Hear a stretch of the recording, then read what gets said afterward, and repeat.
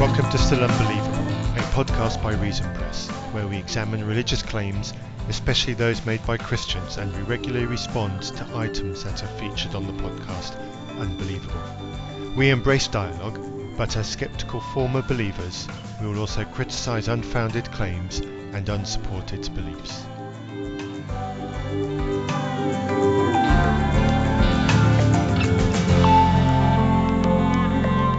This is Matthew. Before we get into the show, I would like to point listeners to the show notes we have for this episode. There are quite a lot of important notes that we have that are links to things that are brought up during the conversation that Andrew and I have. I would like to encourage all listeners to follow those links, and where necessary, if your curiosity guides you, to either make appropriate purchases or even to donate to the National Centre for Science Education. I think they are a fabulous organisation, and they do very important work in maintaining scientific integrity and protecting children from the pseudosciences of creationism and intelligent design.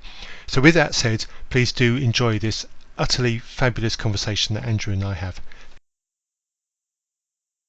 Hello everybody, and welcome to another episode of Still Unbelievable with your regular hosts Matthew and Andrew. And today we have a very special guest, someone who I'm very pleased to have talking to me. It is Glenn Branch of the National Centre for Science Education. I hope I've said that right. Welcome onto the show, Glenn. Thanks for having me. And you, as well as being Deputy Director of the NCSC, you're formerly a graduate student in philosophy at UCLA. You have won prizes for both scholarship and teaching, and you're conversant in the philosophical debates surrounding creationism and intelligent design. You're a long-time student of pseudoscience. You are also co-editor with Eugenie Scott of Not in Our Classrooms, Why Intelligent Design is Wrong in Our Schools.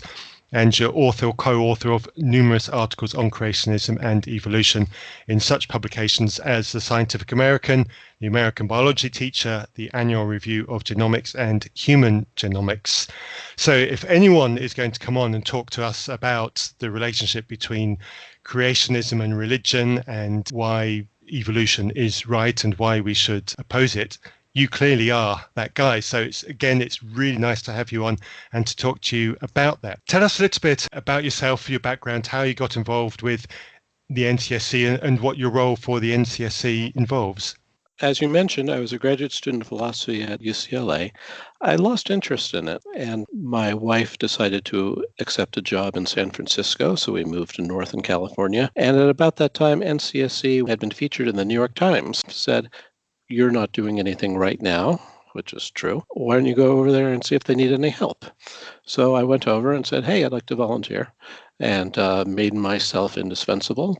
And 20 years later, I'm the deputy director.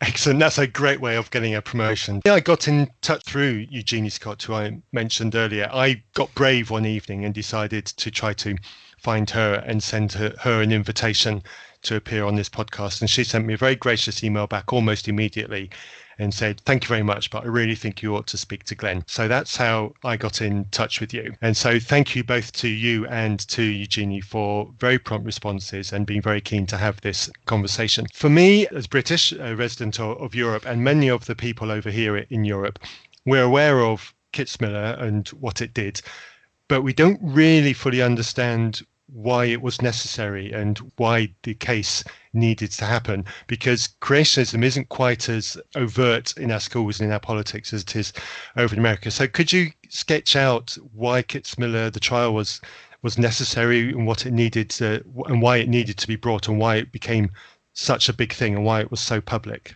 The story starts somewhere before 2004 to about 2002, 2003 in a little town called Dover, Pennsylvania, in the southeast corner of the state.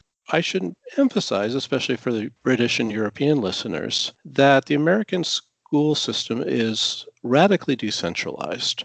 The federal government has pretty much no role by custom and statute in curriculum and instruction. And states exercise only a very loose hand when it comes to curriculum instruction in local schools. Instead, these decisions are mainly up to the local school districts and administrators and school boards in those districts. And there's something like 13,500 of them across the 50 states. Wow. So a lot of the action as pertains to what's actually taught in the classroom is going to be made at these very hyper-local levels, such as the local school board. So around 2002, 2003, the school board in Dover, Pennsylvania has a couple of creationists on it. An early incident some years before this was a student mural on paper showing the familiar series of marching hominids had been burnt by the school custodian. And one of these school board members later said, I stood there and watched it burn with glee. Wow. So there's some strong feelings in this district. So the teachers want new biology textbooks for the high school biology class, and they look at a bunch of them and they decide that they want a Miller-Levine textbook written by two PhD biologists. This is one of the most popular and widely used high school biology textbooks in the country. The creationists on the board look through it, and they're shocked to find that it's laced with Darwinism. That's a verbatim quote. And they don't like it. And they want a creationist textbook to be adopted instead or additionally. And they look around a bit and they suggest something called Of Pandas and People, published by a small religious think tank in Texas. The teachers look at that, they say, we're not going to use that. And there's a bit of a squabble over this. What then happens is the board gives up on the textbook idea, but they adopt a policy calling for students to be made aware of intelligent design as an alternative to evolution. And they subsequently instantiate that policy in a 4-paragraph statement that teachers are required to read aloud in class. I won't read it all aloud, but it says something like, well, we're teaching you evolution because the state says we gotta. But there's also this neat thing called intelligent design, and you can check out this book called Of Pandas and People, which we have in the library. And as it happens, unidentified benefactors had donated no fewer than 60 copies of this book to the school library. So at that point, a lot of parents in the district start getting concerned, and they start contacting variously the American Civil Liberties Union, or ACLU, of Pennsylvania, Americans United for Separation of Church and State, a similar national organization, and NCSE, because at the National Center for Science Education, one of the things we do is help people who are facing challenges to evolution education and also climate change education in their local schools. Sorry, if Please. you wouldn't mind, just as a brief aside, can you talk for a moment about why Darwinism is a problematic label for any Christian listeners that we might have, because there are labels that are somewhat popular on the internet these days, Darwinism, neo-Darwinism, that kind of thing, and it's become kind of a dirty word. And how do we disambiguate, from NCSE's perspective, how do you disambiguate evolution and Darwinism, and why is that important as this conversation continues? Sure. So actually, Jeannie Scott and I wrote an article about this a few years ago, which you can find on the internet under the title, Don't Call It Darwinism. So there are a couple of reasons not to refer to modern evolutionary biology as Darwinism. One is just it's an ambiguous term. I mean, if you look at it, Darwinism is presumably something that Darwin thought. Well, he thought a lot of things, and some of them he got right, and some of them he got wrong. So that's not helpful. Insofar as Darwinism has anything like a settled use within the scientific community, it's something like regarding natural selection as the primary driving force in evolution. But the possibilities for confusion are endless because it's used in other ways as well. So as to refer to other specific views of Darwin or evolution in general in the sense of common descent or who knows what. It's also a terrible word to use as synonymous with evolutionary biology because there's so many other people who contributed to evolutionary biology. Including Alfred Russel Wallace, Thomas Henry Huxley, Asa Gray, just to name a couple of Darwin's contemporaries, and a host of distinguished scientists somewhat before and well after Darwin. And finally, of course, as you suggest, it plays into this campaign of trying to portray evolutionary biology as though it were the brainchild of a single bearded Victorian eccentric.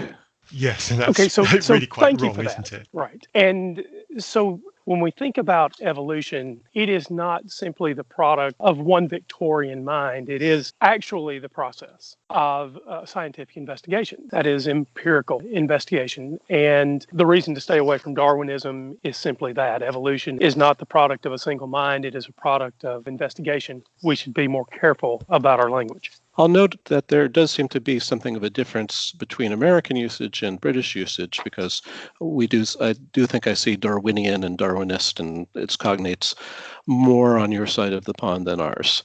But that might be due to national pride. Yes, possibly. And certainly I think when it's said in the press, it's not meant as a derogatory term anyway, unless it's coming from a creationist, of course. Yes. So you were talking more about the Kitzmiller before Andrew interrupted you. Sure. So to resume, 11 of these parents decided to file suit in a federal court, which was the proper venue, alleging that the school board's actions constituted an unconstitutional violation of the First Amendment, and in particular the Establishment Clause, which essentially forbids the government to favor or disfavor religion or any one particular religion. For me to get a little bit of context here, for these parents to do that, and remind me where in the States Dover is? It's in the southeast corner of Pennsylvania. Of Pennsylvania. Is that part of the Bible Belt? So I'm really letting my geography loose here. Not especially. It's sort of north of the Mason-Dixon line. Dover is a fairly small town, but it was increasingly used as a bedroom community by people who would work in larger towns. And this is sort of a pattern we've seen often over the last 20 years, that you'll have small towns where perhaps creationism was routinely taught in the schools or evolution was skipped, and everyone was fine with that because it was a culturally homogenous community. Then as demographics change, people come in from bigger cities to live there and are shocked to find out what's going on, and then conflict arises. Right. So Dover is by far not the only place that this has happened over the last 20 years, but it blew up into a big deal. The public one is the one that everybody knows about. So I guess what I'm just trying to get a picture in my head of is these parents that got together to do this, were they stepping out of line to the majority of the people that they're with, and were they taking great personal risk, or were they just representative of a much larger group of people? Well, it proves that the community was certainly divided. I won't say evenly divided, because to jump forward a little, when the next school board elections were held, all of the incumbents who had voted for the policy were voted out of office, but quite narrowly in some cases. Right. So I don't know if any of the parents felt that they were in any sort of physical danger, but there was certainly a lot of unpleasantness. I believe it was a very tense couple of years to be living in Dover because feelings ran high and people were not getting along well. No, and the news crews from all over the world descended on the town as well, presumably. In fact, they didn't, because the trial was held in the federal courthouse, which is in the state capital of Harrisburg. Okay. So, but they did descend on Harrisburg. Right. So these 11 parents, you said, or 11 pairs of parents, sets of parents, whatever, took this to the court. Right. Now, the wheels of justice grind extremely slowly, of course. Something like a year of trial preparation of various kinds. The parents were being represented by a legal team consisting of the ACLU of Pennsylvania, Americans United for Separation of Church and State, and lawyers from a private Philadelphia law firm, Pepper Hamilton. NCSC actually put these people together. ACLU and Americans United knew that NCSC specialized in this, and there was a lawyer at Pepper Hamilton, Eric Rothschild, who was on NCSC's legal advisory committee. And he was gung-ho to get involved in this and convinced his firm to back him up. And Pepper Hamilton put a lot of resources.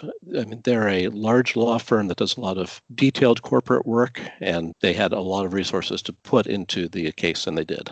NCSC's help wasn't limited to that, because we also consulted with the legal team practically at every stage of the way.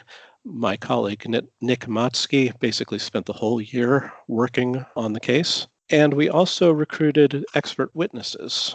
Let me back up for a second. So expert witnesses have not played a huge role in the litigation over creation and evolution in the roughly century that we've had of it in the United States. At the Scopes trial, for example, Scopes' lawyers lined up a lot of scientists to offer testimony, but the judge ruled that it was irrelevant. It was read into the trial record, but it was otherwise not available to the jury and did not play any role in the legal decision.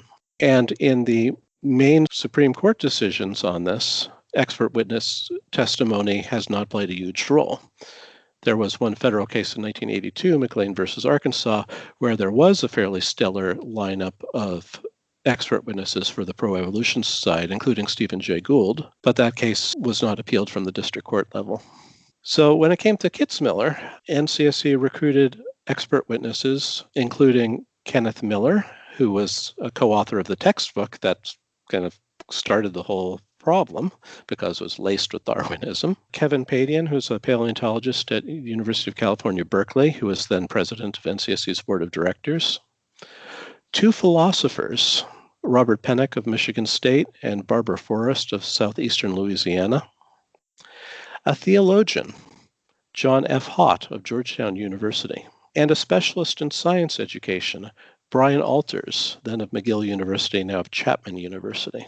And we also had, although everyone forgets about him, poor Jeff Shallett, a computer scientist at the University of Waterloo.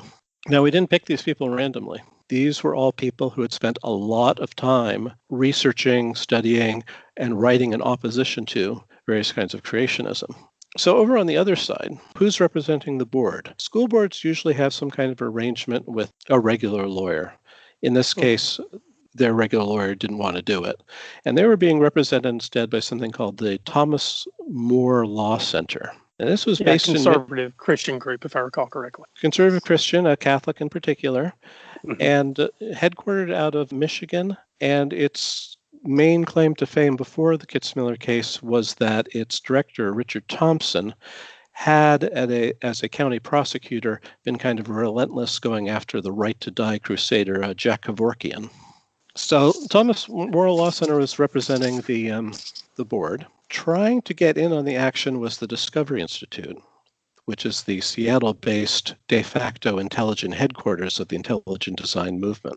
And originally, Thomas More Law Center had a bunch of Discovery Institute associated people slated to testify as expert witnesses, including conspicuously Michael Behe, who's well known for his book Darwin's Black Box, alleging that there are irreducibly complex structures that cannot be the product of evolution and therefore must have been designed. And William Dembski, who is a mathematician and philosopher who had offered a lot of mathematical arguments intended to prove the bona fides of intelligent design.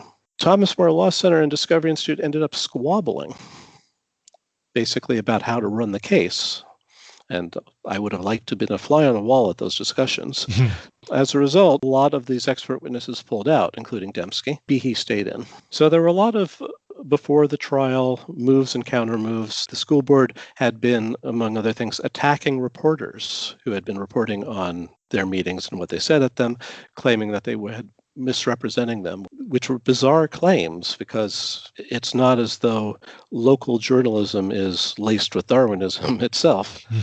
And well, the matter seems to be pretty simple, right? I mean, the case at hand was, do we include creationism in our science curriculum or intelligent design, or do we leave it in the hands of the traditional curriculum? So it seems pretty unambiguous from a reporting perspective. And as I recall the reporting of at the time, it didn't seem to me, as someone who was living nowhere near there, I was down in the southeast at the time, but it didn't seem to me that the reporting was particularly unfair. Well, the initial reporting is also from the local papers. So it's like the York Dispatch and the York Daily Record. So even if you think that the New York Times is laced with Darwinism, you wouldn't think that these pool reporters who cover everything from the election results to the school board meetings to the lost dogs, you wouldn't. These weren't people who have access to grind, so it was very silly. And also, of course, they had the problem that some of it was on tape. Yes. Yeah, it makes it difficult when the matter's been recorded, doesn't it? It's a little hard to claim that the guys are biased when there's a recording hanging around. So Thomas More Law Center is in a kind of tricky position here because a moment ago you said creationism or intelligent design, so this should be cut and dried. Well, that's precisely what they wanted to resist, particularly because there was ample federal case law, including from the Supreme Court, that teaching creationism as scientifically credible in a public school is impermissible. Right. So they have to argue that intelligent design is not creationism. Right. And one way they wanted to do this is they had to argue that there was some redeeming secular value to teaching creationism, and they chose, naturally enough, to argue it's scientifically respectable. Right. So although the legal question here is basically, in adopting this policy and this statement that needs to be read, are you advancing religion? So they wanted to say, no, even if we are incidentally, the real purpose and effect is to teach science better by teaching this additional scientific view. And that was the line they took during the trial. Am I wrong in remembering that one of the ways to approach that was to get rid of transitional forms and to simply say that various species that we encounter, birds or humans or fish or whatever, occurred at some point in the record in their existing form? So there are no transitional forms, no common ancestor. Am I right in remembering that? Not exactly. So maybe we should go back a little. So the dominant form of creationism in the United States from, let's say, the 1960 onward has been young Earth creationism. Mm-hmm. So this rejects evolution in the sense of common ancestry, except within biblical kinds. Right. And that's adaptation. It's the adaptation theory that gives us the little bit of drift that we might see among kind. That's right. So they're willing to acknowledge that, for example, lions and tigers might share a common ancestor. Mm-hmm. Right. But they're not going to accept that lions and human beings share a common ancestor.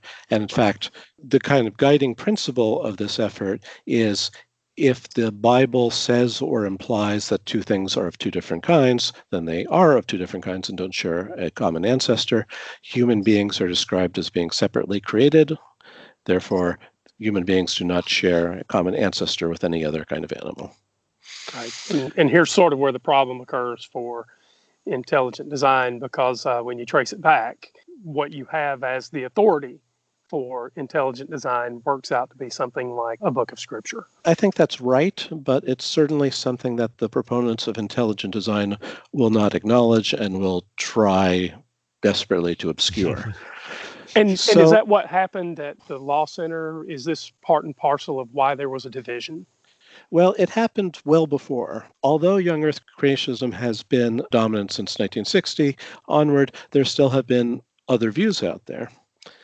And in the early 80s, there was a group of creationists, including some young Earthers and some old Earthers, who didn't really like the party line that the Institute for Creation Research, for example, which is the young Earth creationist outfit par excellence, had been offering.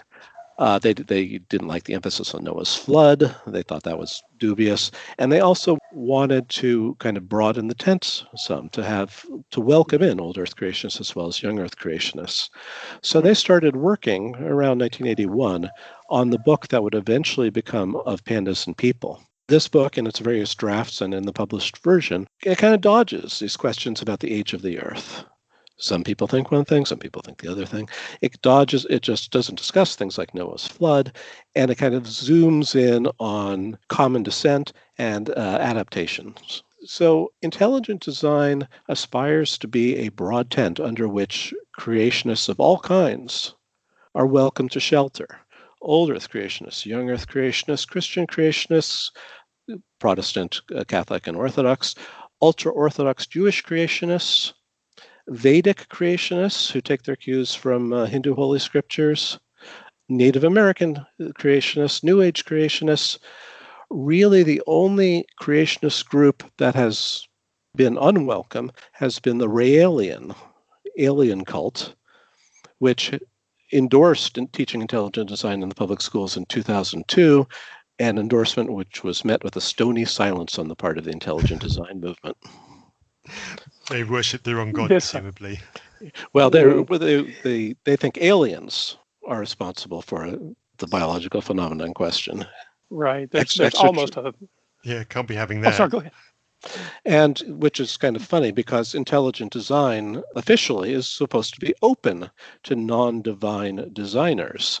Michael Behe, who testified in the Kitzmiller trial, says, yeah, it could be God, but it could be extraterrestrial aliens, or it could be time-traveling cell biologists from the far future. As far as the science goes, we just don't know. I'm not making terribly. that up. Right, Wow. no, we're terribly close to that which explains everything, explains nothing. We're Yes. really, really, really close. Yeah. To be clear, Behe thinks ahead. that the designer is God, but he regards that as a theological add-on to the science that the science itself does not force you into. And so moving forward just a little, we get into the trial, and from your view, how does the trial go? The trial is a complete rout for the intelligent design people. The Thomas More Law Center folks do not actually know that much either about the science or about the pseudoscience they're supposed to be in there defending. Their expert witnesses are not convincing and highly vulnerable on cross-examination. On the other hand, the pro-evolution side's expert witnesses are all very well prepared.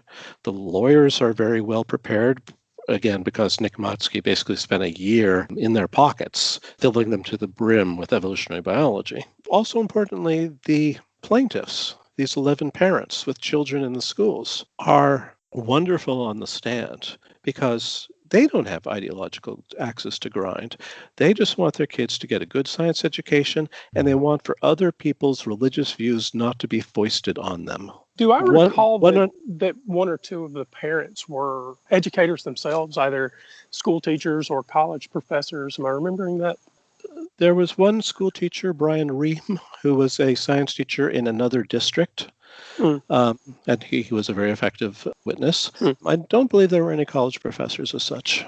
So they were good witnesses in any case for the case that they're bringing. Yes. And the judge, John E. Jones III, had been selected at random to preside over the trial, I believe. This was a bench trial, meaning that there was no jury. We weren't really quite sure what to expect of him. We knew that he was a Republican. He was a protege of ex-Governor Tom Ridge and had apparently thought of running for Congress before he decided to take the job as the federal judge. There were no indications really that he had any knowledge or interest of this area. The only thing that any of the lawyers knew is Vic Walczak from the Pennsylvania ACLU had dealings with him once before because Judge Jones, before he was on the bench, was chair of the Pennsylvania Liquor Commission and had banned the sale of Bad Frog beer in the Pennsylvania liquor stores because the titular amphibian was flipping the bird on the label. And the Pennsylvania ACLU objected to this decision. Oh, it sounds like a beer I want to drink. I was just going to say, now I've got to find, is it still around? Do you know? I do not know. So you didn't know what to expect from the judge. How did that turn out, in your view? I think everyone was very impressed with the judge on both sides because he was attentive, he was fair. When you watch an American courtroom drama, you're always seeing people saying, objection, objection. He tended to lean on the side of letting everyone have their say. And even if there was a potential objection, he said, well, he'd take it into consideration. So I think everyone felt very happy with the way that the judge heard the trial, with the conduct of the trial. So then, of course, the trial was over after 40 days, a biblical 40 days. And then the waiting game began, because obviously it takes the judge a while to think through all the issues and prepare the decision. And then the decision came on December 20th, 2005. So we like to refer to this as Kitzmas. And awesome. It was a long opinion too, if I recall. It was a very pages long, plus. Depends what format you look. The slip opinion, which is just the word process document that the judge prepared, was I think a little shy of 90 pages, and then the official printed one, they print them in the law books in smaller type, so a little shorter. But it was quite long, quite thorough, and a complete victory. The policy was held to be unconstitutional. The statement was held to be unconstitutional. Remember, Judge Jones had been asked by both sides to give a judicial ruling on whether intelligent design constituted science, as well as whether it constituted religion. And he said yes, relying, of course, on the testimony from the expert witnesses. So a complete and unalloyed victory. The plaintiffs were awarded costs, which is a fairly big deal for a small district because we're talking over $2 million here. Wow. Pepper Hamilton, which had incurred most of the costs, very graciously waived their costs in recognition of the fact that the community had voted out the offending members of the school board in the preceding election in November. So that left $1 million of costs to ACLU and Pennsylvania and Americans United, plus $11. $1 to token damages to each of the plaintiffs. I believe most of them framed the checks rather than cashing them. Now, if you don't mind me asking, it seems like maybe it's worth putting a bow on part of this. So we've got this complete route of creation science as a valid exploration of science in the classroom. What are the pivotal moments, if you can think of any, that the judge leaned on directly in his opinion to dismiss intelligent design as science? There are a variety of things. One comes from Barbara Forrest's testimony. Barbara Forrest, you remember, is the philosophy professor at Southeastern Louisiana University, who had, after having a similar run-in with creationists in her local school district back in the 80s, I think, made a passion of following creationists and seeing what they were up to in their writings and their activities. Some years before the trial, she had co-authored a book called Creationism's Trojan Horse, The Wedge of Intelligent Design, with the biologist Paul R. Gross, which laid out in excruciating detail how the Discovery Institute had embraced intelligent design as a cause and had misrepresented the degree to which it could be supported scientifically. It can't be supported at all, so it's easy to misrepresent, and basically knew where all the bodies were buried. So Thomas More tried very hard to exclude her as an expert witness. There are certain criteria you have to meet to be an expert witness in a federal court trial, and they tried very hard to argue that she did not meet those criteria. They were unsuccessful, and she connected all the dots. She pointed out how all of the arguments of intelligent design can basically be found in earlier arguments in creation science, how there's even continuity of personnel. You find the same people in some of these unabashed creationist outfits who are also working in the intelligent design outfits. And as part of the preparation for the trial, she had secured all the drafts, so the pre-publication drafts of what became of Pandas and People, and she could trace the development of these ideas.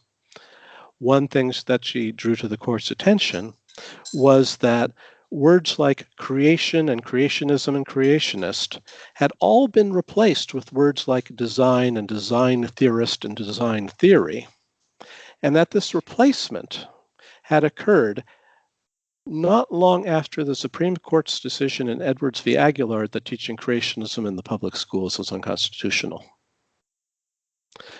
That's a bit of a smoking gun, really, that, isn't it? Exactly. One thing she did not draw to the court's attention, but that we've dined out on since, is that there's a perfect transitional form in one of these drafts where an earlier version said creationist and a latter version said design proponent. The intermediate form says see design proponentist. Right. I've seen that thrown about by people on various forums. And yes, people still do dine out on that unfortunate search and replace. And I think it's good to remind people of this kind of part from this trial, because it just helps to show, almost rub it in really, that there did seem to be some kind of attempt to deceive almost in what they were trying to do. There were certainly accusations of deception around. Some of the school board members testified under oath in a way that seemed incompatible with previous statements of theirs, and there was some talk briefly of their being referred for prosecution for perjury, although nothing came of that. But the judge had some stern words for those board members. Wow. Apologies for the whistle. I thought I was on mute. That is actually pretty serious, though. Even the consideration of referral for perjury could not have been taken lightly. No. So the decision comes down, and now we have this long opinion in hand, and it is a route. What happens after that in the community? I mean, so I know that 8 of the 9 board members were voted out. What happens in the community? Because Well, presumably there were parents who actually supported the idea of teaching intelligent design, even though we have these 11 parents who didn't want it taught. well, I think there were still some hard feelings. Since the newly constituted board decided not to appeal the decision, that kind of put an end to it formally. And I think eventually things died down and people started talking to each other on the streets again. It's been 15 years, or will be 15 years this winter. Yes, boy, some of the affected children now have children of their own. I think they got over it, but I think it was a difficult few years. Yes, we haven't mentioned the children at all in this. Was there any evidence that children were impacted by all the attention that the school was getting? I don't think especially. They probably loved the attention, actually, to be honest. Well, it's exciting, certainly, but yeah, I don't think we've really gotten much of a perspective from the children. I should say that the teachers who had been told to read the disclaimer to their students refused. Administrators had to come in and do it instead. So if the children were anything like I was in high school, they were not paying attention to the administrators and general principal. Yes. Right. I carried that into adulthood. I still don't pay particularly close attention to administration. It does leave a question, though, because the school board at the time, the new school board, the one that was voted in, they decided not to appeal this decision. One of the obvious questions is, can this be revisited? Well, so that school board, those candidates basically ran on a platform. This was a terrible policy. This was a terrible decision. We're going to reverse the policy. We're not going to appeal the verdict. So I believe that if you look at the decision, the school board is officially enjoined from teaching intelligent design. And so it were it to be constituted by creationists and to try to restore that old policy, it would be in violation of that order. So that's not going to happen. What's more likely, and I have no idea whether it's likely in Dover, is that the school board might adopt a sneakier policy. So let me back up and kind of take a bird's eye view, if I may, of anti-evolution activity in the United States. In the kind of first wave, which is in the 1920s, the idea is just to ban the teaching of evolution in the public schools. And there were several states where laws to this effect were passed, many more where they were considered. And the most famous example, of course, is Tennessee, which passed such a ban in the form of the Butler Act in 1925. John Thomas Scopes was prosecuted in Dayton, Tennessee for violating the Butler Act. He was convicted. The conviction was overturned on appeal, but the law remained on the books till 1967, excuse me. In 1968, all of the remaining bans were struck down by the Supreme Court in a case called Epperson versus Arkansas. That kind of ushers in the second wave, in which creationists are trying not to ban the teaching of evolution, but to balance it. Balance it with what? Well, the first attempt was to balance it with biblical creationism. Tennessee passed a law in the early 70s that basically required an equal treatment of biblical creationism. Those words, biblical creationism. Theories of an occult or satanic nature, the law provided, were not protected. So that's good. That law was promptly challenged in both federal and state courts and struck down as unconstitutional. So the second version of the balance strategy is to balance evolution with creation science or scientific creationism, with which you're familiar. And this was struck down in 1982 in McLean versus Arkansas, and then by the Supreme Court in Edwards v. Aguillard. So intelligent design kind of slots in as a third attempt here, third tilt at the ring, where the idea is to balance evolution with intelligent design, which has nothing to do with creationism, of course, even though all the you can't find arguments in intelligent design that aren't in creation science already. And Kitzmiller really puts an end to that third subwave of balancing evolution with intelligent design. And even though this was a ruling in a district court and not at the Supreme Court level, the ruling was so complete and well thought out that it seems very hard to imagine anyone thinking it worth their while to challenge, to set up an intelligent design policy elsewhere. So that's why we're really now in a third wave of anti-evolution strategy, where the idea is not to balance or to ban, but to belittle evolution by misrepresenting it as scientifically controversial, a theory in crisis, tottering on the verge of collapse. Shouldn't we tell our students that? The creationists now like to say. This strategy kind of emerged as a strategy probably around 2002, before the Kitzmiller trial, but it's been kind of dominant ever since, even though we still do see isolated attempts to balance evolution with intelligent design, or even with creation science. There have been state laws proposed within the last 5 years that would require the teaching of creation science in the public schools. And is this the period at which the whole Teach the Controversy came out from as well? Exactly. Although notice that Teach the Controversy is, you say, oh, teach the controversy over evolution. Does that include intelligent design or not? A few years ago, when there was a Teach the Controversy bill active in the Florida legislature, a reporter actually asked a representative from the Discovery Institute, which has been pushing the Teach the Controversy slogan, does that include intelligent design or not? And he said, the controversy over evolution. So just dodge the question. Yeah. So it is conveniently ambiguous in that way. Sometimes you see it in this ambiguous way that might or might not allow intelligent design in. Sometimes you see a fairly straightforward thing that says, no, we just want you to teach the strengths and the weaknesses of evolution. Although even here you could say, well, do those weaknesses include the existence of an alternative such as intelligent design? And you probably won't get a straight answer. No. There's another telling bit of this. So you mentioned a moment ago that the only place you see an intelligent design argument is out of the religious, right?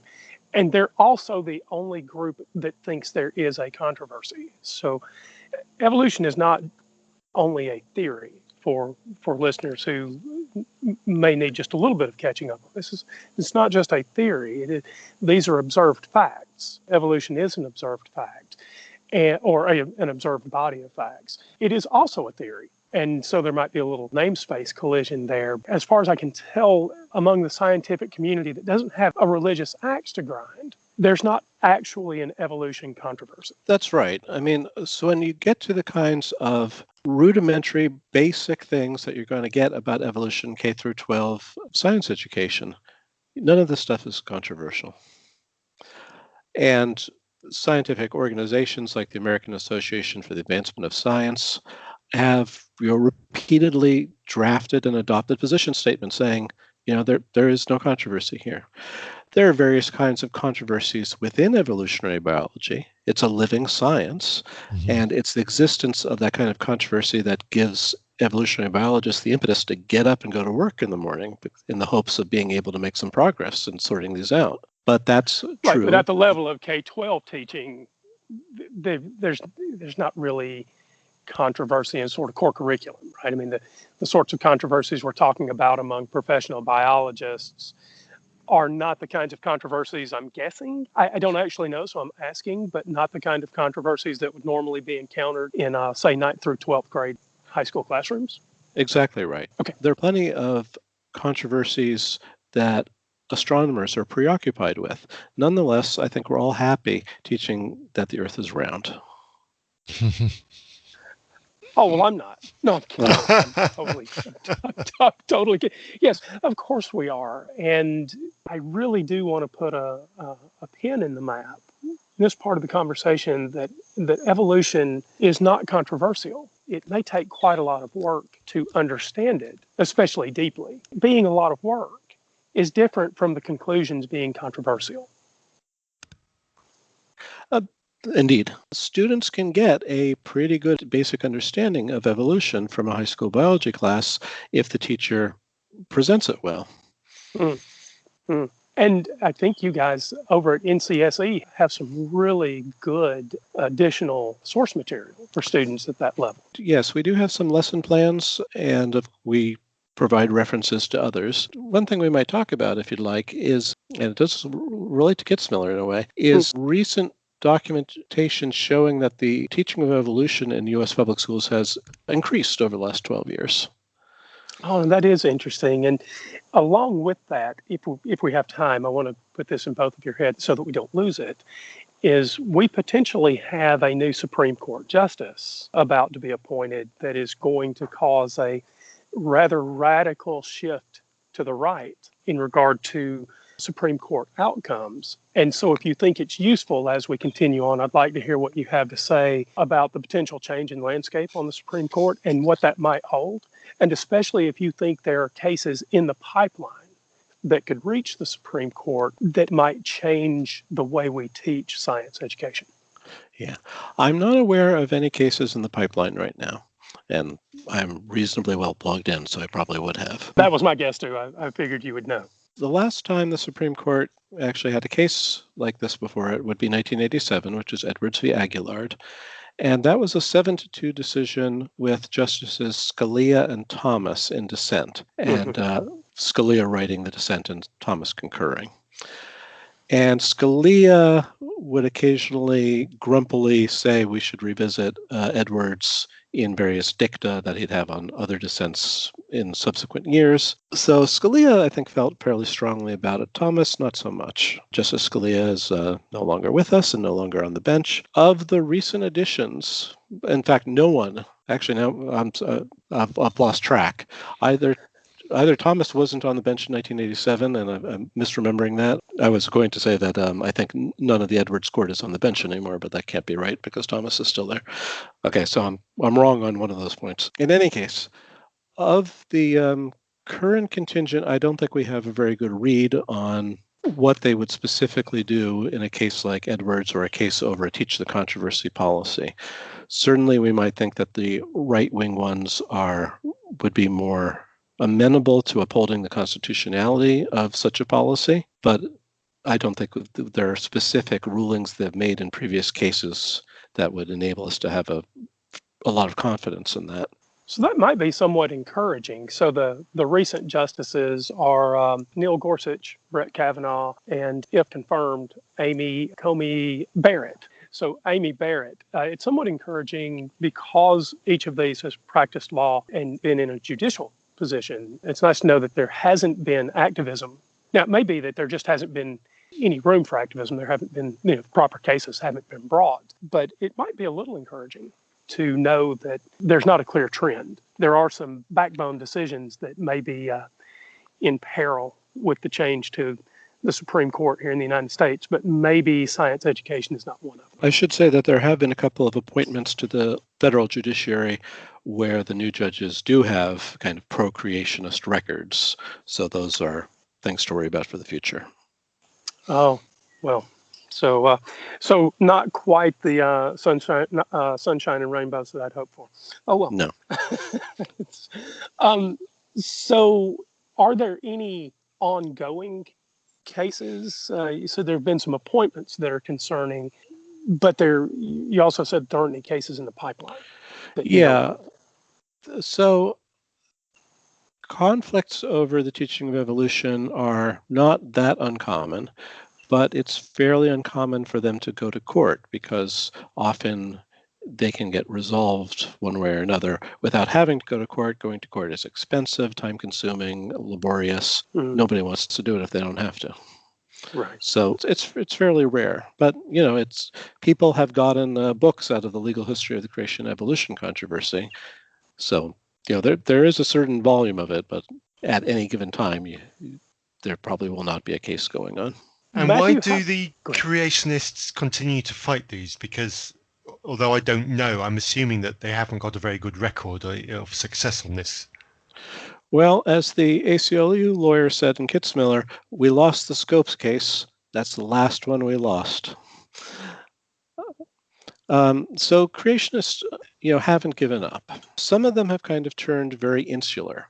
So they are quite literally preaching to the choir. Answers in Genesis, for example, which is the largest young earth creationist ministry in the world, they have adopted a brasher and less science-intensive focus than their colleagues at the Institute for Creation Research. They're about the spectacle and the scaring people into thinking evolution is going to hurt them in their way of life and affect their salvation. So that appeals to a certain audience, but certainly not so broad an audience as the general American public. The folks over at Discovery Institute continue to try to claim that intelligent design is scientifically credible, but increasingly they've been repeating themselves over and over, and I think addressing a dwindling public, in part because a message of hellfire preaching is going to be more interesting than arguing about whether the evidence supports adaptive crypsis in the peppered moth or not.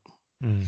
And intelligent design in its various forms is pretty common in private schools. And there are a lot of Christian private schools. So even if you don't fight this fight in public schools, private schools have the ability to teach whatever curriculum they want. In fact, I've got a niece and nephew who both went to a private Christian academy, and it's a younger academy. So they were taught intelligent design. And I get the sense, though I don't know about sort of the Midwest out to the West Coast, but certainly in the southern United States, from Texas to Florida and sort of Florida to Virginia, intelligent design in private schools is incredibly common.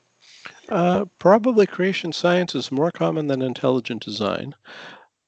So the branding here matters, because a Christian school is much more likely to be using something like Biology for Christian Schools from Bob Jones University Press, or one of the biology books from Abeka, which is down in Pensacola, than they are something like Pandas and People. Yeah, that's worth cleaning up. So what are the important differences there, because you are familiar with that landscape? So the creation science stuff is going to be much more specifically Christian, and it's going to have very specific claims like the Earth is 6,000 or maybe at a stretch 10,000 years old, that major geological features such as the Grand Canyon are due to a historic worldwide flood, and that common descent is impossible except within these vaguely defined kinds. Intelligent design is going to be a lot vaguer about this, about things like the age of the Earth, and probably silent about Noah's flood, going to focus more on trying to impugn claims about common descent. Right. And the same parents who have their children in private school, by the way, I'm not impugning all private schools in this conversation. It's not my mission here. But very often these are the same kids who encounter creation science in their Sunday school classrooms as well. Yep. And so by keeping it out of the public school, creationists have not necessarily lost the battle. They haven't won. They haven't won all of the battles. But in the United States, for our European listeners and our Australian listeners and maybe even Canada, just saying that we don't teach creation science or intelligent design as an alternative in public school classrooms doesn't mean that there is a significant foothold outside of public schools. Yeah, and in addition to private schools, there are going to be homeschoolers as well. So taking private schools and homeschoolers together, we're looking at about 4% of the school-age population, plus or minus. And as you point out, not all private schools are going to be teaching creationism. Catholic schools, Episcopalian and Lutheran schools often teach evolution as well or better than the public schools. In my tracking of this issue about creation science, I don't see a solution in regard to private schools and teaching evolution. It seems, as far as I can tell by statute and tradition, that we're not going to get to a place where private schools are enjoined from teaching creationism. Is that a right read of the landscape? Not without a radical change to how we think about education in the United States, and that would be unpopular for that reason, among others. But it is true that homeschoolers and private schoolers do have to interact from time to time with the outside world. So there was another lawsuit some years ago where the Association of Christian Schools International, one of its school members and a number of students, sued the University of California system for, inter alia, not giving credit to applicants who took a biology class that used these creationist textbooks. So when the admissions officer got a form from a student who took a biology class with one of these creationist textbooks, they would not check the box saying this student has completed a high school biology class. And as it turns out, the University of California system prevailed in that lawsuit and subsequent appeals. So a parent now of a student in California who wants to send their child to a private Christian school now needs to ask themselves, is this going to make it harder for my child to get into a University of California school? And, the University of California system is quite good, quite extensive. And if you live in California, it's a pretty good deal financially. So that's the kind of pressure that... Oh, right. Sorry, I didn't mean to interrupt.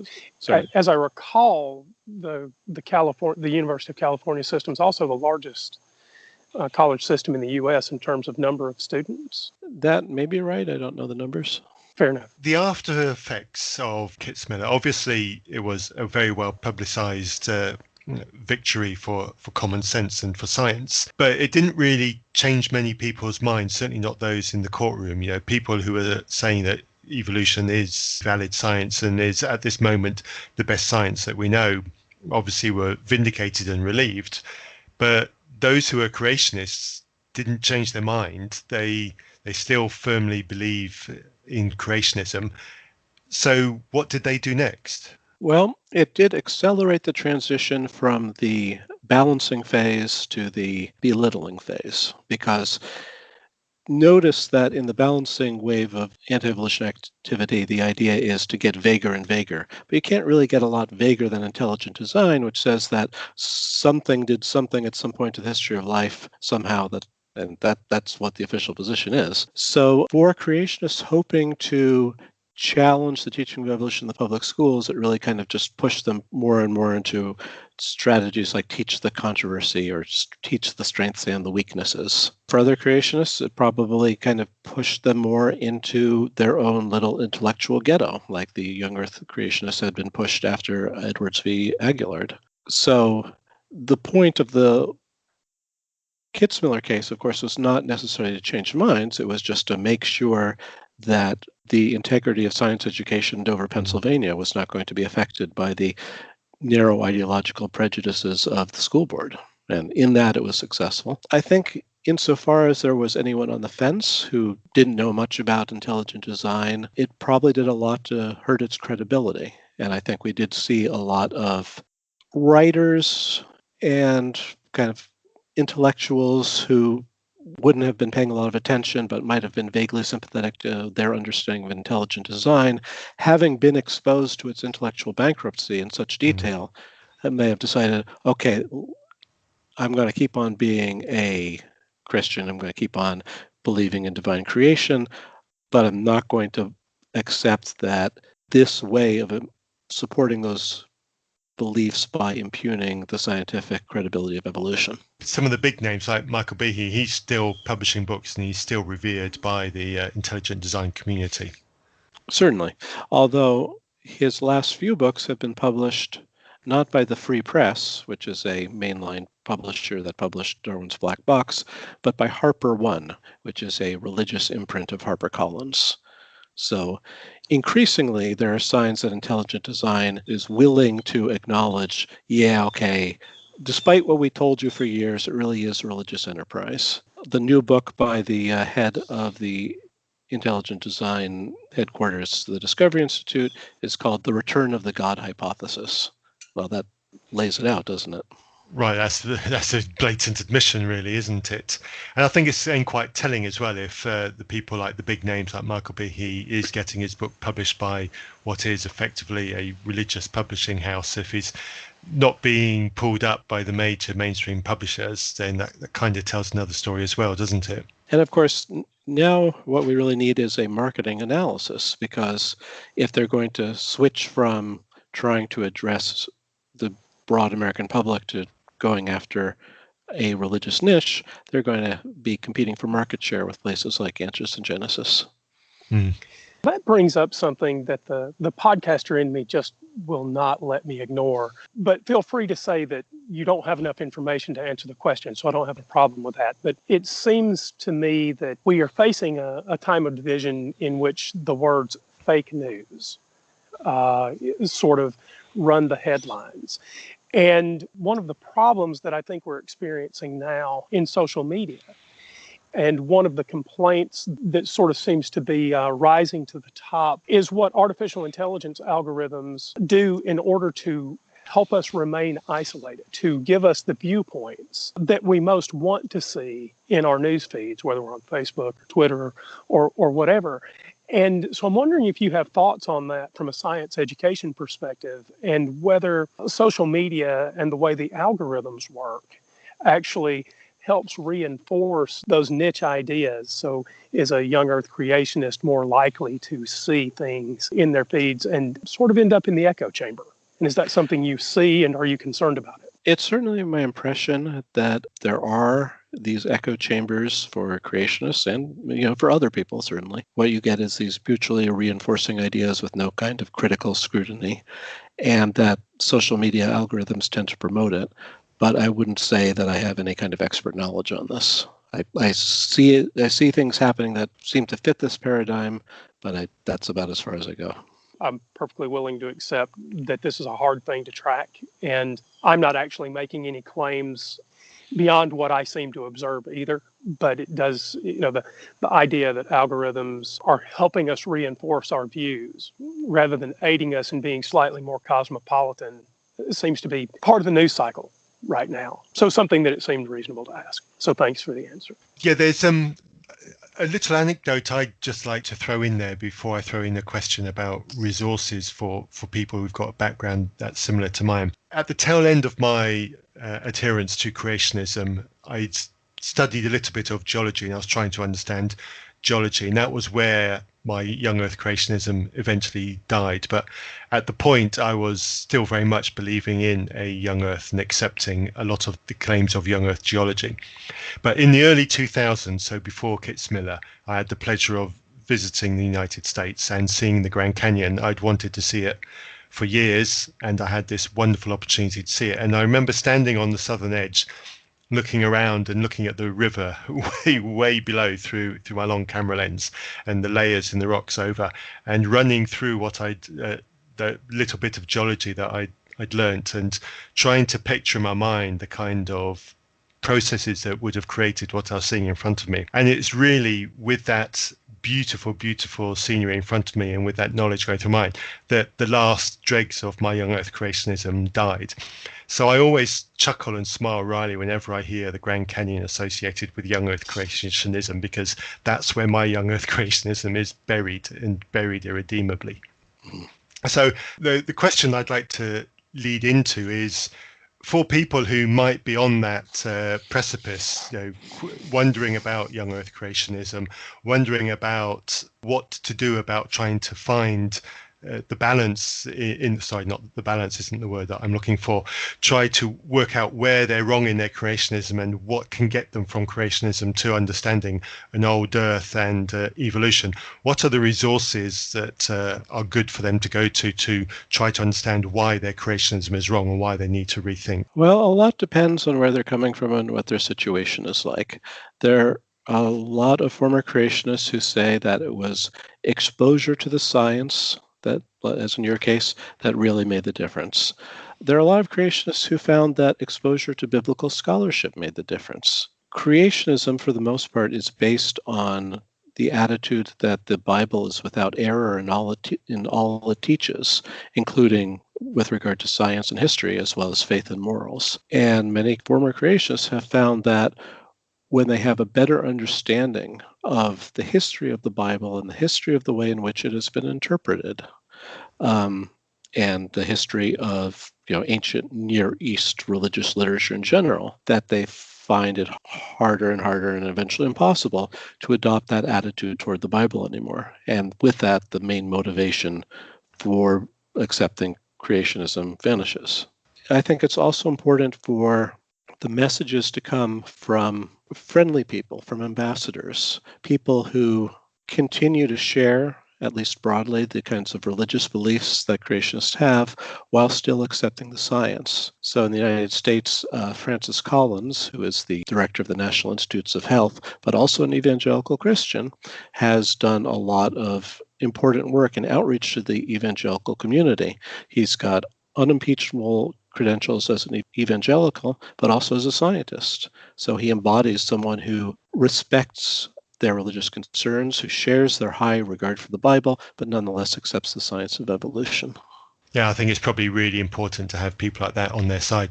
Although I have also seen comments labeled at people like him, calling them not real Christians or apostates. So sometimes the ugliness that we receive also goes to their own kind. Certainly. And some of the nastier disputes that you can find in the creation evolution controversy are, of course, between creationists. Answers in Genesis seems to have it in for reasons to believe, which is an old earth creationist ministry.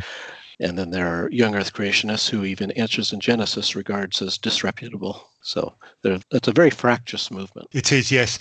I'd like to rewind just a little bit because it occurred to me a few moments ago. One of the other tactics in terms of evolution and attacking of evolution is the whole micro-macro evolution thing. Is that something that sprung out of change in tactics post Kitzmiller, or is it unrelated? It's unrelated. So among scientists, you do sometimes see a distinction between microevolution and macroevolution, where roughly microevolution is evolution within gene pools and macroevolution is not within gene pools, so including things like speciation and extinction. So that's a perfectly valid distinction, at least up to a point. For creationists, microevolution seems to be evolution that I feel obliged to recognize as real and everything else. Yeah, yes, that's quite interesting. When I've countered it, I found what my usual response is to deny the distinction and just say there's evolution. But I am wondering if maybe even sometimes a good tactic to that is just to own the difference, take ownership of it, and remove all the power that it has as a rhetorical device. Well, I think, or perhaps merely pressing, so exactly what is the distinction, in your view, between microevolution and macroevolution? And push that enough and you'll find out whether this is a creationist who believes in no evolution except within species, which is one tradition, or no evolution except within kinds, a different tradition, and then you can decide where to go from there. The only within species position is more vulnerable, which is why the only within kinds position has, I think, flourished in recent years. And if it's the latter, then you can start arguing with them about that. And the reliance on the Bible as the ultimate arbiter of what is a kind and what isn't is probably a good place to push on. Yes, and kind is suitably vague that it doesn't really match with anything that we recognize in scientific families anyway, is it? Well, yes, except I kind of favor a rank-free taxonomy in any case.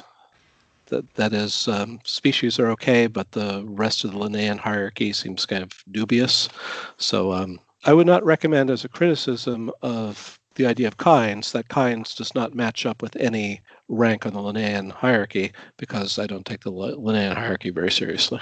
Right. Okay. Well, that's obviously a learning thing for me, but I'm not going to ask that question now. It's something I'm going to have to read up about. But thank you for that tidbit. So I'm definitely going to look that one up. I don't know if we've got time to chase this, and it will take us distinctly into a more technical discussion about biology, and something I may not be equipped to understand without the Berkeley website in front of me.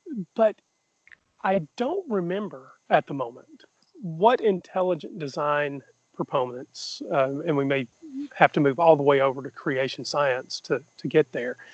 But what they argue is the barrier between macroevolution and microevolution that prevents microevolution over a long enough time scale from becoming microevolution. So how do they defend the ground that small adaptations over time don't equal speciation? So intelligent design officially does not take a position on this. It only says whatever the patterns are, they must have been designed, but it won't tell you what the patterns are. So creation science, I don't think has a very plausible or very well-developed answer to that question. It's certainly a good question. Sometimes they will try to transpose the whole argument in terms of information theory and say, well, information can be lost, but it can't be gained. And except that's actually not how information theory works. Would be hard to put to try to give a sensible answer on behalf of the creation scientists to that. I think I could, as a young Earth creationist, I think I could have defended the ground on the basis that there just hadn't been enough time. But I'm not sure that I would have had any ground beyond that. Well, that's certainly a move. One problem with it, though, is that the kind of mainstream of young Earth creationism has increasingly been willing to entertain really fast stuff. So John Baumgartner has this version of plate tectonics where the contents are speeding around at close to the speed limit, and then there's supposed to have been this wave of speciation after the flood. So I'm not sure they'd be in a really good position to argue for this anymore.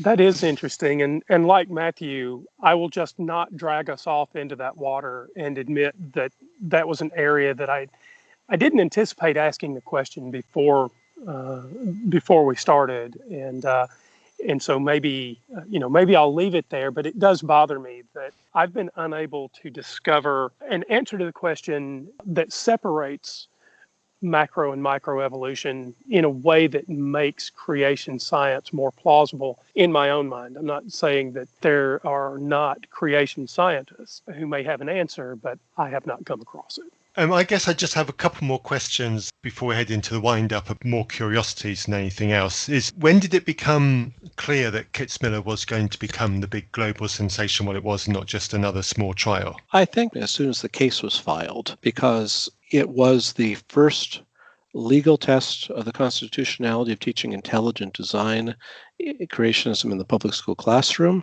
I think everybody knew that everyone involved in this dispute knew that this was bound to happen sooner or later, and certainly we had been preparing for it. And as it turns out, the Thomas More Law Center had been looking for a district that would be willing to participate in a test case. So both sides were definitely planning for it. And it was not lost on the press, which had been covering intelligent design sporadically for the previous 10 years or so, that this was going to be a big deal. Right, okay, so you were primed and ready, basically. Yes, indeed. Right. And do you think there might be something similar again? Well, we don't expect anything on the intelligent design front, but if it comes about, we'll be ready for it. A legal test of some of these teach the controversy type laws, which have been enacted, in fact, in Louisiana in 2008 and Tennessee in 2012, would be hard because the laws that were passed in these states say that teachers are free to teach the scientific strengths and scientific weaknesses of controversial theories such as evolution. Well, in terms of the legal jargon here, it would be hard to challenge this on its face because there's a problem of standing. Law on its face does not require anybody to do something or not to do something, so there's no concrete injury that could be the subject of a lawsuit. So what we would need to do is wait for a teacher to start teaching creationism, claim the protection of the law, and then a lawsuit could ensue, either with the teacher as the defendant or as the plaintiff, depending on the facts of the case. And that just hasn't happened yet. They probably just need somebody to be prepared to sacrifice themselves for that, wouldn't they? Yes, and owing to the decentralization of American education, it's hard to know whether there are any teachers out there who are doing this or would be willing to do this. Right. And you've made mention a couple of times about the decentralization of American education. Are you, as part of the NCSC, have any kind of campaign to try to change the way American education is centralized or structured, or is that just not something that's feasible? That's beyond our pay grade. Okay, fair enough. I think that's really it for me. This has genuinely been a really fascinating insight from somebody who knew almost nothing about Kitzmiller. I knew of its importance, and through the podcasts that I listen to in the science ones, every Christmas comes up, there's a reminder of Kitzmiller and what happened, and it was purely an accident that this invitation went out approaching the 15th anniversary of that. But I'm really pleased that this undesigned coincidence has come up this way. I just had to throw that one in. Yeah. Let me say that you can read the transcripts of the trial online in a number of places. And there have also been several excellent books about the trial, including Monkey Girl by Ed Humes and The Devil in Dover by Laurie Lebo. Thank you for those. I have found the transcripts, so they will be in the links to the podcast, and I'll also find those other two books. And while we're on it, on links and stuff, I've also found the website for the brewery Bad Frog, and they do still have the same frog on their bottles, so there'll be a link to that in our show notes as well. Let me also mention that NCSE's website has lots of information on Kitzmiller and creationism and all sorts of things at ncse.ngo. Thank you. And if I'm not mistaken, NCSE is a nonprofit. Is that correct? That is correct. Okay. And so to our listeners, as you know, we don't ask for donations. We don't take money on behalf of these podcasts. And so one of the things that we do from time to time is if you're listening and you're in a place where you can donate, I think NCSE is obviously a worthy cause. If you concur, please go over and donate, because science education in the United States, in my personal estimation, could use a boost. We need organizations like NCSE, and so please consider giving in lieu of some formal support of our work. Go over and support theirs. Yes, or buy a book that they promote. Absolutely. Thank you so much, Glenn. This genuinely has been an education for me. You've been a gentleman in coming to talk to us about that. I really appreciate you spending your time with us. Thank you so much. My pleasure. Thanks for having me. Indeed, Glenn. Thank you.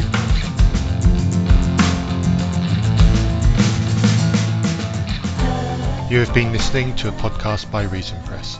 To get in touch, email reasonpress@gmail.com or see our website, reasonpress.net, where you'll also find our book, Still Unbelievable.